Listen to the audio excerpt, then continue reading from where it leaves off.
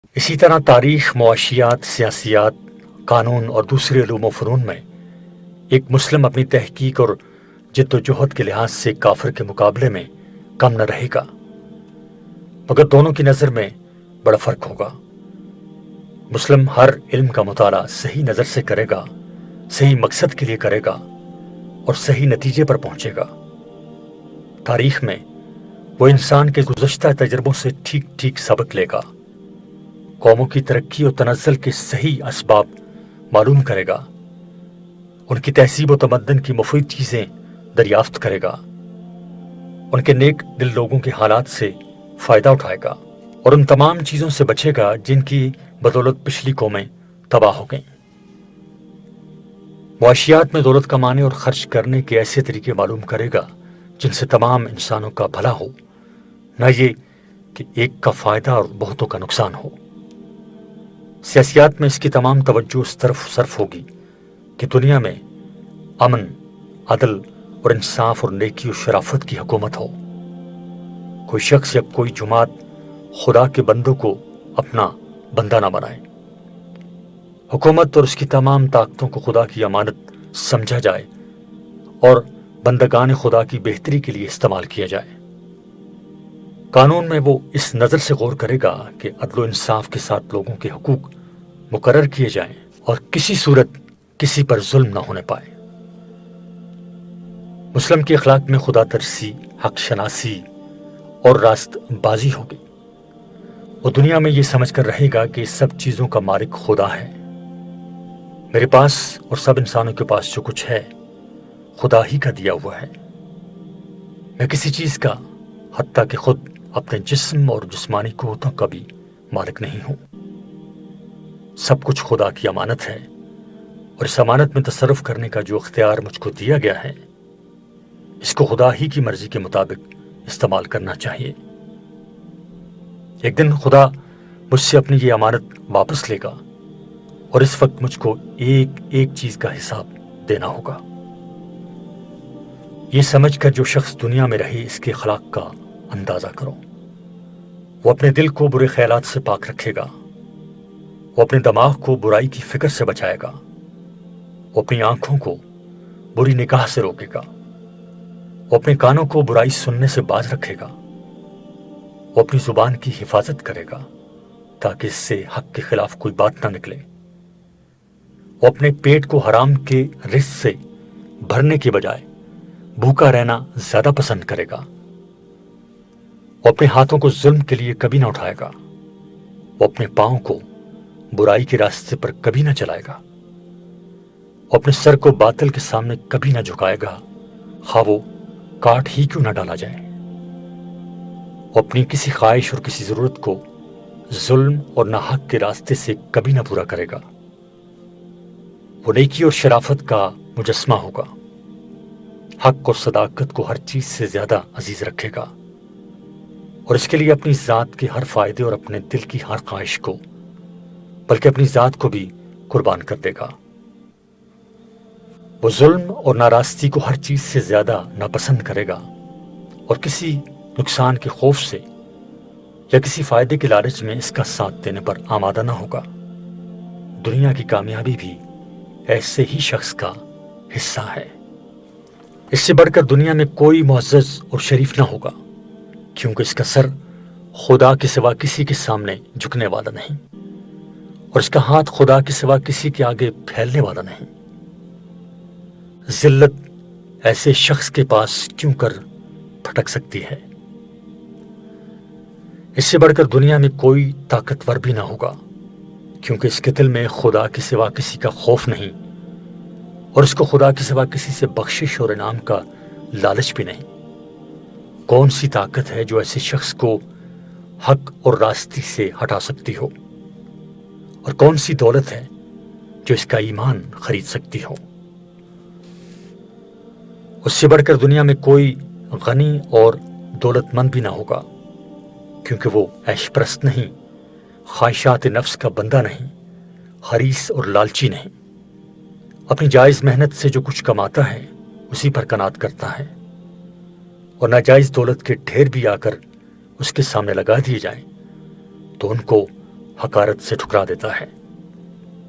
یہ اطمینان کی دولت ہے جس سے بڑی کوئی دولت انسان کے لیے نہیں ہو سکتی۔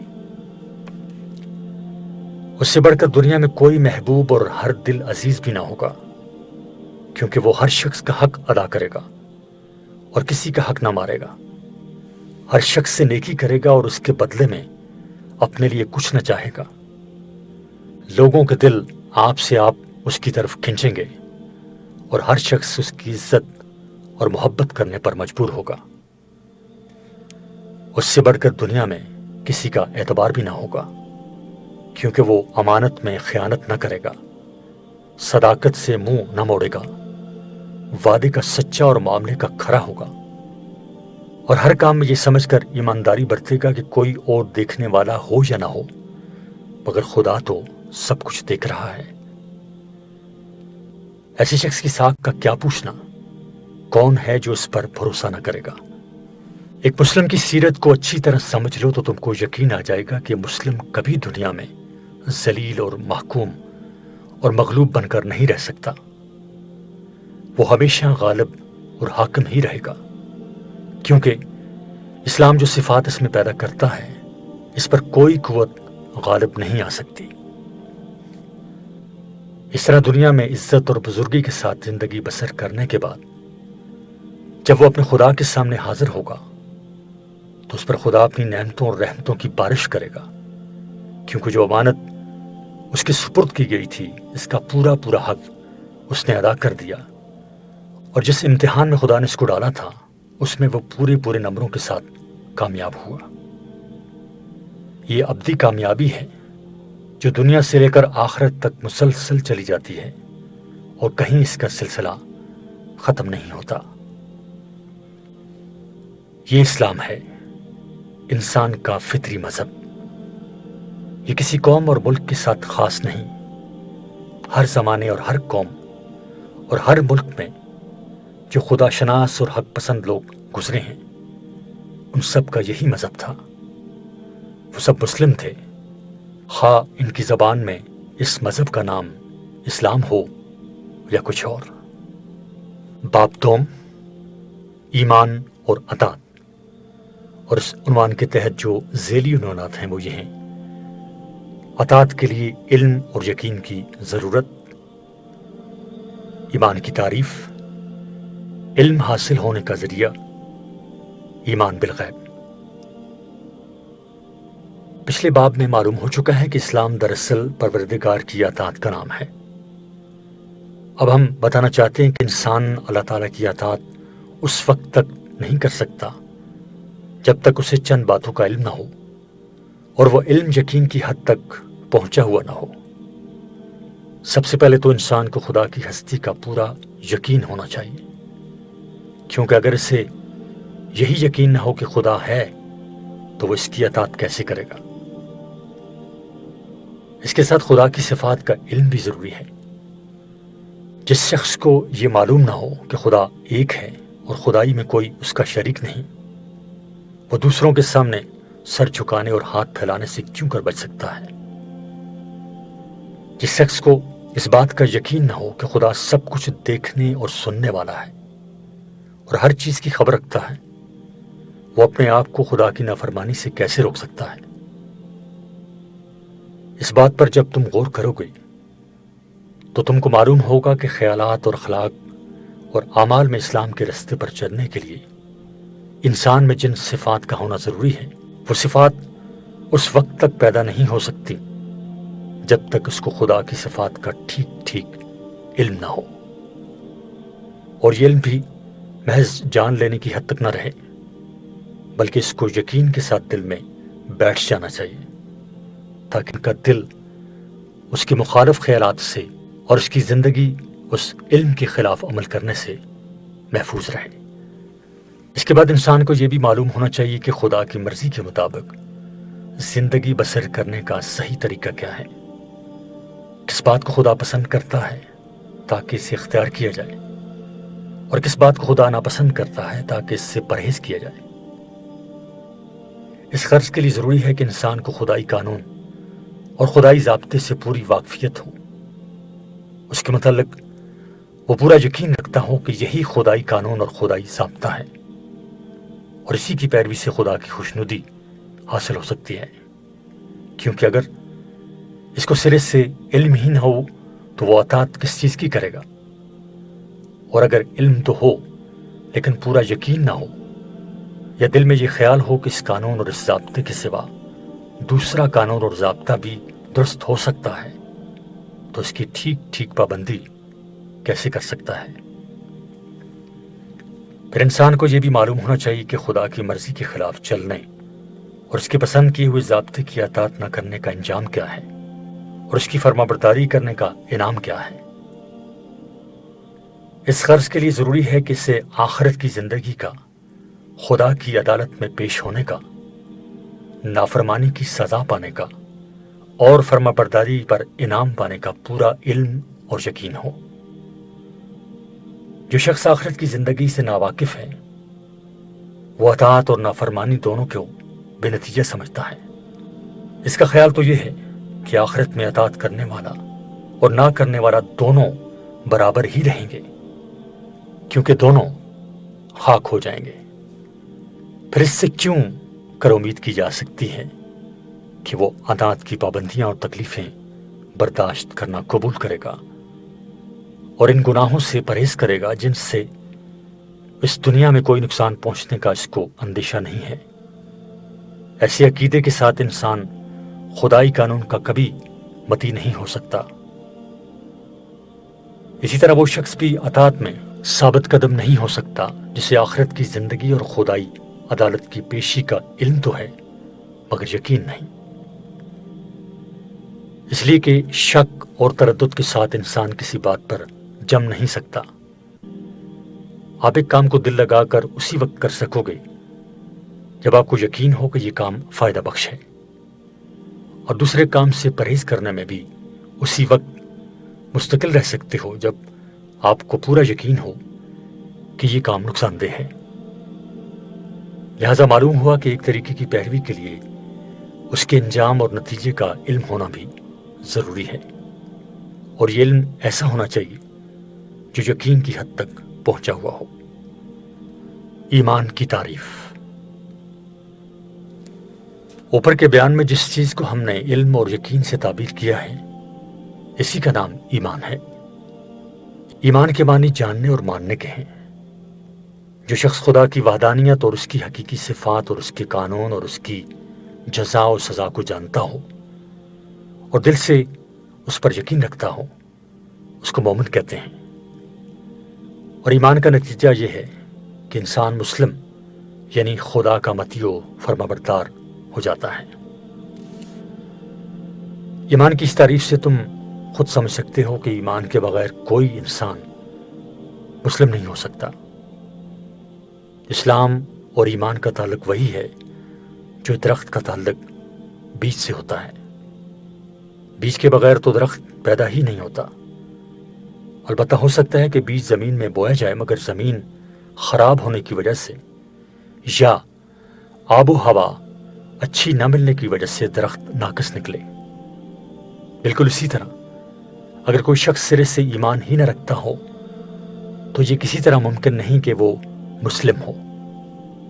البتہ یہ ضرور ممکن ہے کہ کسی شخص کے دل میں ایمان ہو مگر اپنے ارادے کی کمزوری یا ناقص تعلیم و تربیت اور بری صحبت کے اثر سے وہ پورا اور پکا مسلم نہ ہو۔